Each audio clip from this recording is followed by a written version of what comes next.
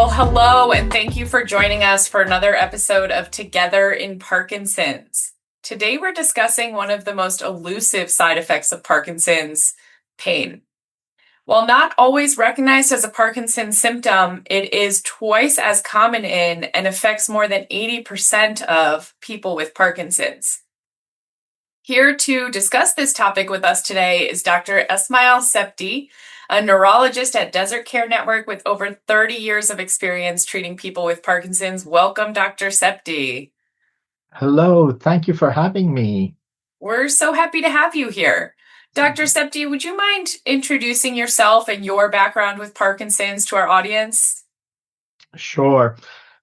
My experience with Parkinson's goes back to 1986, 87 when I was undergraduate. Were you born there? At UC Irvine, and I was undergraduate, but I worked part-time and did research in this pharmaceutical company, and we induced Parkinsonism in these poor mice and then tried to see the medication.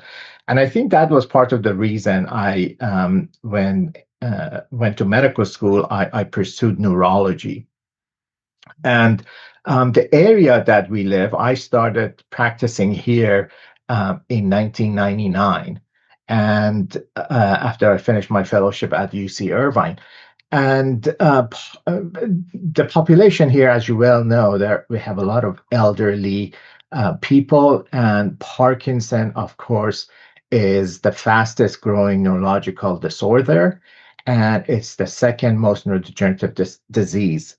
And it affects probably about 2% of people over age of 60. So, having said that, my number one patients that I see in my clinic at Desert Oasis right now, they have Parkinson disease. Well, let's actually start with a basic overview of Parkinson's for our audience. We haven't done this in a few episodes, so tell us, what is Parkinson's?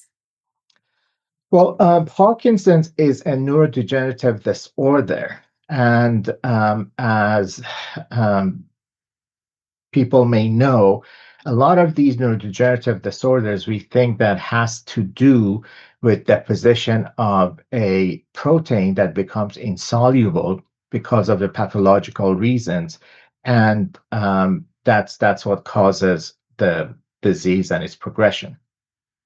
We know, for example, in Alzheimer's disease, that's amyloid, and in Parkinson's, it's what we call Lewy body. Now, Lewy body is made of the protein called alpha-synuclein.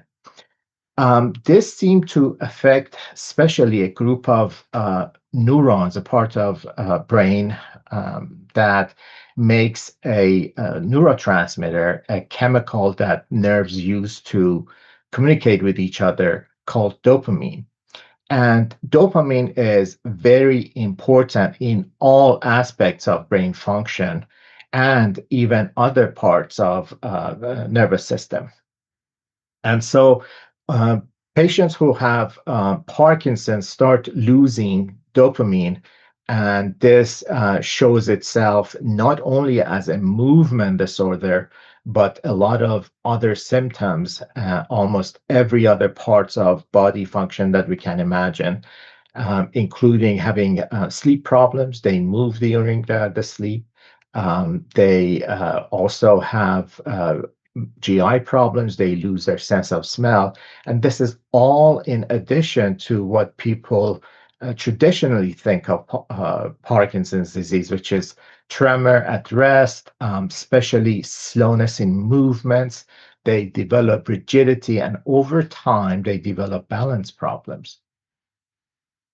It's a long list. It's a long list of ways that Parkinson's impacts the body. And if anyone wants to polish up on sleep and Parkinson's, that was actually our last podcast episode. You can go ahead and listen to that with Dr. Legg. But today we're talking about pain. So pain isn't always the first symptom associated with Parkinson's, but we know that a very high percentage of people with Parkinson's are impacted by pain at some point. Why do you think pain has historically been overlooked in Parkinson's care? Um, because you're absolutely right, because Parkinson traditionally has been defined as a movement disorder. And for decades, we only uh, concentrated on those symptoms. However, over time, we have realized that no, Parkinson's patients have pain that can manifest itself in many different ways. It can be aching muscles, it can be cramping, it can be burning, it can be tingling. And another form that especially they get is dystonia. Dystonia can be very painful. And unfortunately, sometimes patients think that this is, well, maybe it's part of aging, it's arthritis, and a lot of times patients also don't want to take doctor's time. They're very kind and they may not mention their pain symptoms, thinking that that's trivial. Yeah, we see that a lot, that there's so many things to cover in a doctor's appointment, and often there's not a lot of time, and so they kind of triage their own experience. I'm wondering, do you think of pain as a symptom of Parkinson's itself or as a secondary complication to the symptoms of Parkinson's? Oh, excellent question. Both. So we know that a brain that getting deficient in dopamine develops a lot of problems with processing sensory information. We know that one of the things that happen with patients with Parkinson, they develop visual spatial deficits. Sometimes they one of the main problems initially shows is they have fender bender accidents. Oh. The same thing happens with the generalized processing of the pain, and this can be both in the brain or it can be in the peripheral nervous system. Now, having said that, there are other pain that is because of the symptoms that initially are caused by Parkinson disease, as you mentioned. In fact, some of the time, pain may be one of the early signs of Parkinson disease. Oh, interesting. I did not have that on my radar. So if you're experiencing significant body pain, that might actually be one of the early signs of Parkinson's. Yes, this is from a article or reference from Pain Journal from 2023 that is specifically about pain in Parkinson disease. Well, let's break down what are the common types of pain that people experience with Parkinson's. Are they all created equal? What are we looking at when we talk about pain in Parkinson's? Well, about 50% or so are what we can call musculoskeletal pain. We give it the name nociceptive pain, but essentially that's what it is. And this can be just aching that patients with Parkinson's feel in their joints, muscles, tendons, bones. And it is related to the rigidity and postural abnormalities that Parkinson disease causes. Um, for example, I think you mentioned that quite a few times about having shoulder pain. That's Yeah. very common among patients with Parkinson's, that it is a combination of tendonitis and rigidity of the limb.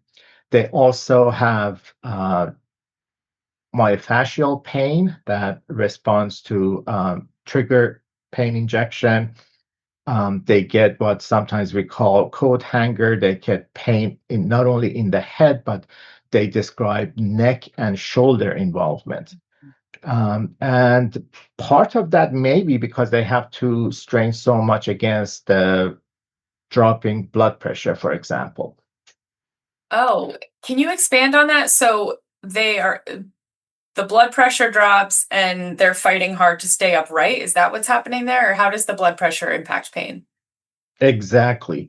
The drop in blood pressure causes a type of lightheadedness or feeling like you need to go down, but they're trying to fight that by keeping their muscles, their neck muscles, their head up, and that causes pain.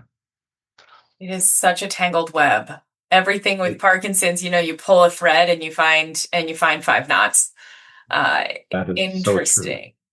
There is Does so much we don't know about this disease. The 20% of the patients have a different type of pain, which we call nerve pain.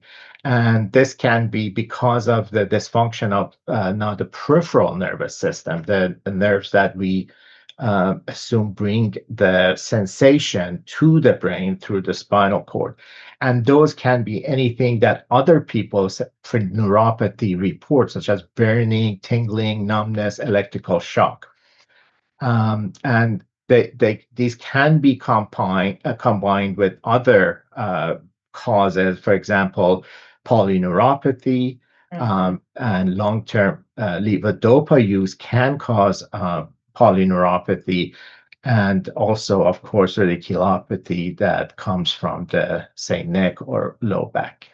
Yeah, I know a lot of our constituents do complain about neuropathy, which is really tough to treat. And I'll ask you about treatments in just a moment. But you mentioned earlier dystonia related pain as well. Can you explain what that looks like? Yes, dystonia is very, very disabling pain. And um, patients with Parkinson can experience this in many different ways.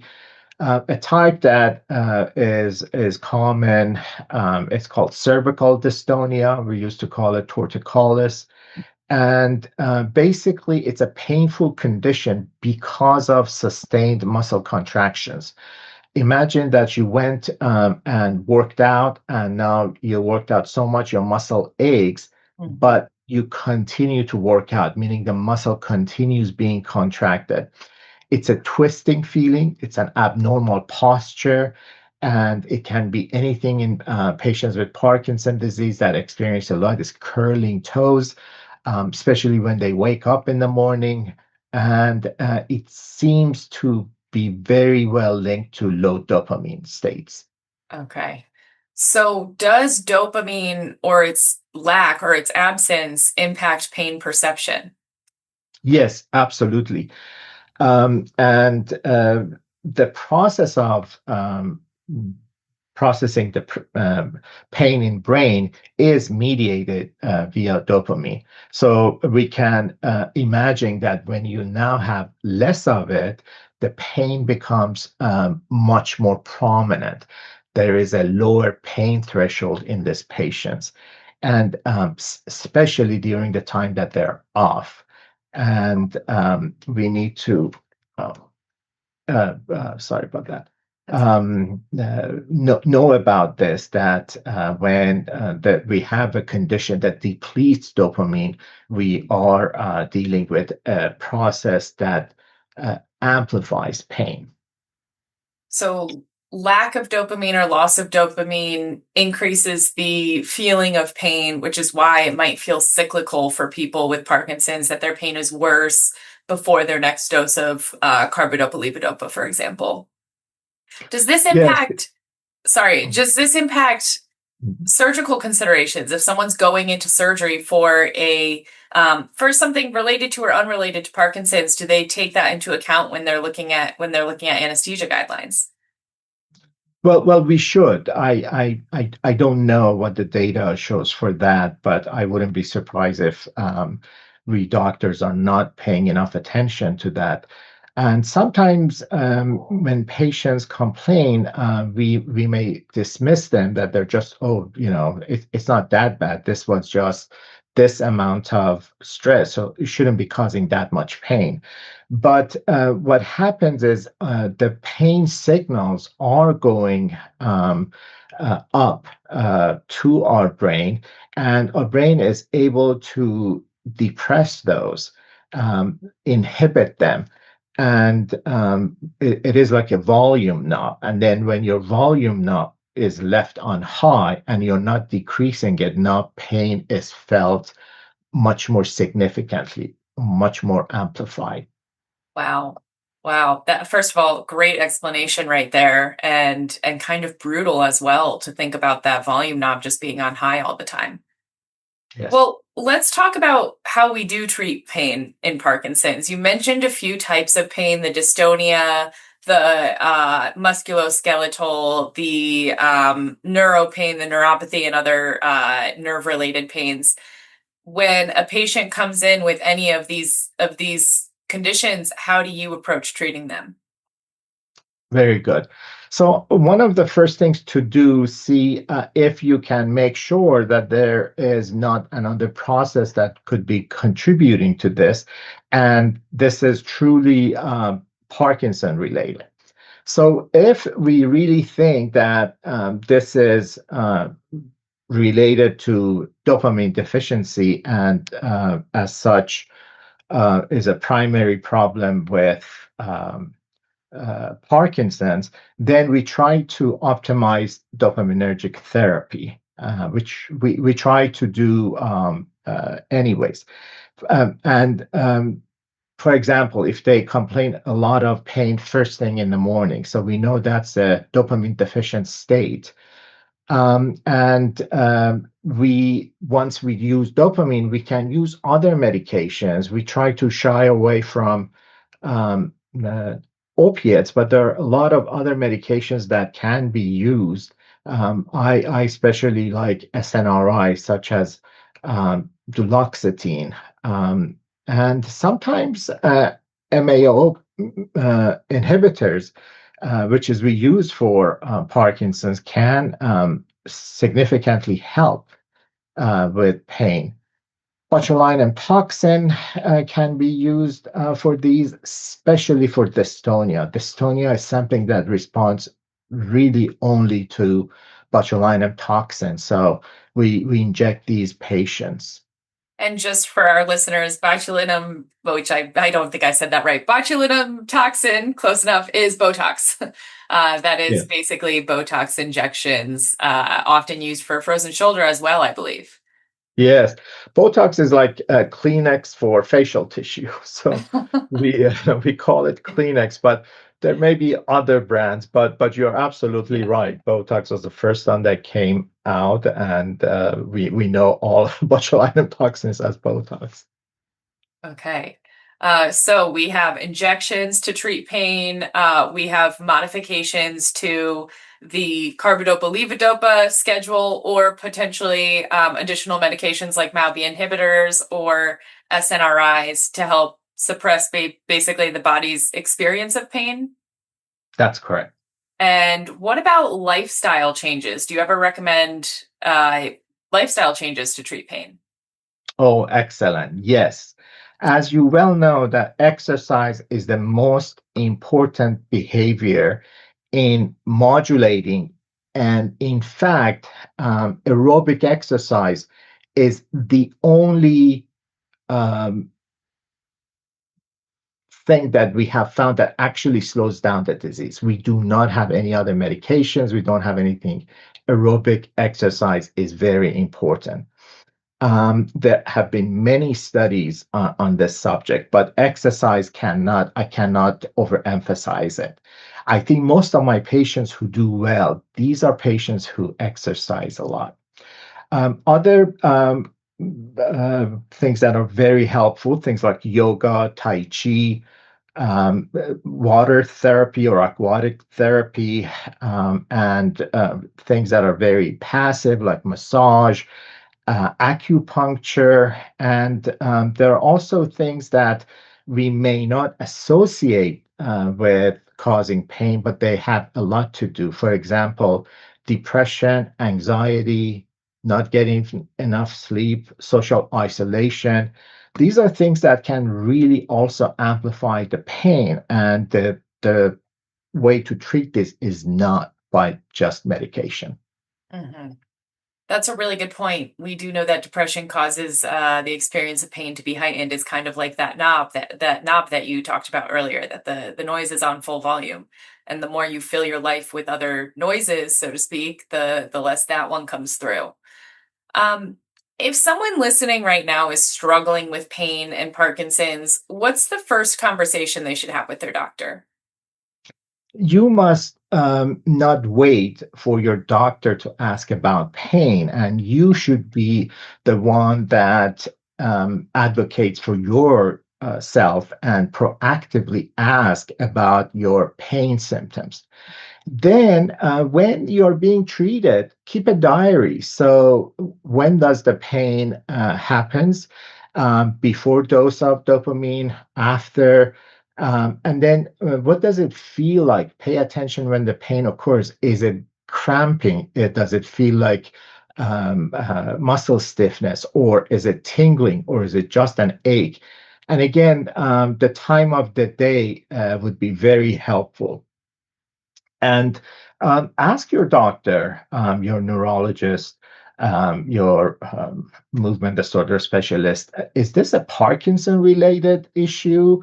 And if so, how can we help it? Is dopamine the answer, or can we look for something else? And also, you can discuss this with your primary care and ask them if, do you think I have arthritis, or my arthritis is getting worse.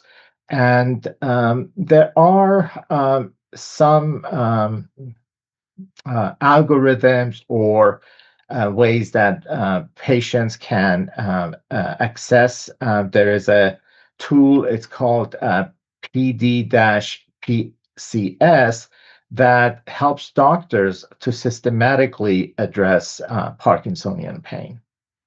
One type of pain that we have not really talked about yet is the central pain, which is which is a very elusive one. It doesn't have that obvious mechanical source. Like neuropathy, we know is nerve damage. The musculoskeletal pain, okay, we've got a stiff shoulder. It's because your shoulder hurts because you've got a stiff shoulder.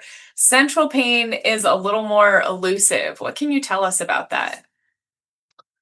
Yes, and again, it works in many different ways. It works by both disinhibition of the pain, and this actually, we think that 20 to 22% of patients with Parkinson's suffer from. And sometimes we call it nociplastic, means this is the pain that comes, as you said, from the central processor or the brain. And it is not due to, say, a nerve injury or damage to part of the body. It's just a problem with the circuitry of the brain and the neurodegeneration that can happen. And this may manifest itself as things like unexplained burning in part of the body. This may not be in a definite distribution that we are used to for peripheral nerve distribution. It may be just achy sensation during the off periods when medication is wearing off. And so, would you treat that with changes to Parkinson's medications? Would that be the main course of treatment there? Yes, that's one way, but we can also use neuronal stabilizers. That this is not uncommon. We know patients, for example, who have had an insult to the thalamus because of a stroke, or patients with migraine who have dysfunction of the circuitry too. We use other medications. We use, for example, anti-seizure medications that are very helpful because they stabilize these neurons that are basically sending or processing the pain. But yes, I think we should use dopamine because, just like what you were saying, that this is a primary problem with the lack of dopamine, but we can also use other drugs that we have and we use for central pain. Okay. Well, I've got just a few more questions for you. Thanks for sharing your time and your expertise with us today. For any listeners who are living with Parkinson's pain, what message would you most want them to hear today? I would like to let them know what I tell my Parkinson's patients is that, do doctors cure anything? Do doctors cure hypertension? Do they cure diabetes? We don't. We manage them.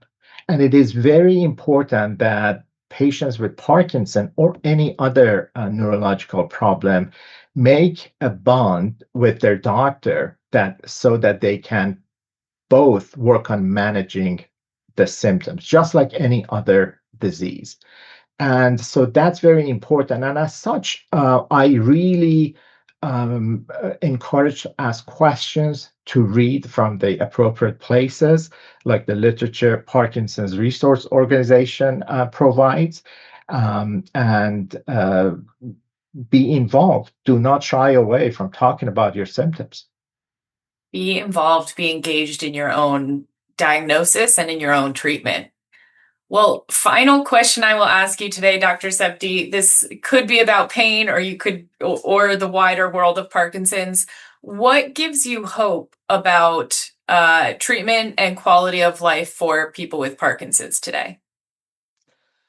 There is a lot of research being done in regard to all of these neurodegenerative disorders.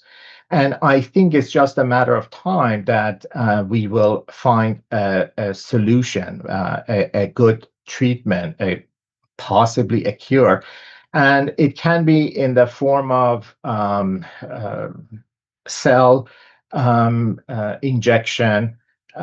It can be in other forms of genetic therapy. But I do believe that if we continue research, we will find the answer. But meanwhile, we need to continue treating these disorders, managing them, and we should not shy away from talking about the symptoms. You know, I said that was going to be the last question, but you sparked a few more for me. So we've had this conversation a few times, Dr. Septi, about the reluctance of other specialists to treat issues when someone has a Parkinson's diagnosis. So if someone goes to a urologist, for example, and they have Parkinson's, sometimes that urologist says, oh, well, it's the Parkinson's, there's nothing I can do. Can you kind of talk through how should patients with Parkinson's navigate this, and how can they, how should other specialists be approaching people with Parkinson's in their care? Very good. In my experience, and the way I practice in regard to my Parkinson patients, they are, I don't want to say the only group, but at least at the top of my head, the main group that I bring back every few months. I do not let them go for a long period and not see them. And it's also one of the few groups that I try to be active in helping them with whatever problem they have. Is it depression? Is it sleep problem? Is it GI problem? Is it urological problem? I think it falls mostly on the neurologist. And if it's something that I need help from colleagues, I try to communicate with them and say, you know what, we have this problem and I can take care of the Parkinsonian part, but I do need your opinion on this. And I think that's very helpful. So that's a really good point, that this is one of the conditions in which the neurologist is really the team captain, and it's kind of on you to reach out and have those conversations with the specialists so that this, we talked about it, it's a tangled web, that tangled web is carefully, curated and carefully treated. You just gave me the thought that in big centers where they have a few movement disorder specialists, they have special Parkinson clinics. And it just came to me, why do we not have? And I have to think about this and get a team together so that we can really take care of these patients with multiple problems. Because I don't think you need just doctors. We can have nurse practitioners, we can have physician assistants, we can have clinical pharmacists, and so many different specialties who can Nutritionists, help us. physical therapists. Exactly. Listen, this is a conversation we have a lot internally here at Parkinson's Resource Organization. How could we create a hub of care where all of the various types of care that you need with Parkinson's are in the same place because it is, we're talking about a movement disorder. So if you have to see 7 specialists and you have to make appointments at 7 doctors' offices and travel to seven different places, that's exhausting and it impedes care because people just give up. They can't do it all. And so they triage what is the biggest issue I'm dealing with right now. And the one that you ignore right now becomes the biggest issue down the road. So we'll have to put our heads together and see what we can come up with there. I'm all on board for that conversation. I want to ask you one more question and then I promise I'll let you go. You've been in the Parkinson's world for quite a long time. How has the treatment of Parkinson's changed since you started? I think there has been one problem has been that we found the most effective therapy, which is L-Dopa, was early on. Mm-hmm. And so we have had to use that because it's the real McCoy, it goes to the brain, it becomes dopamine. But we have found a lot of different ways that now we can administer this. And I'm sure you know about this. We can now give it sub-Q, meaning just under the skin by a patch, and many different ways. And I really think that we are going to have disease-modifying therapies, just like multiple sclerosis. We can give medications that change the course of the disease. This is, I believe, well in our grasp. It may take some time, but it's being worked on. Stem cell we talked about, but meanwhile, we have to do our best. We have to educate people, patients, and talk to your doctor about pain and seek help.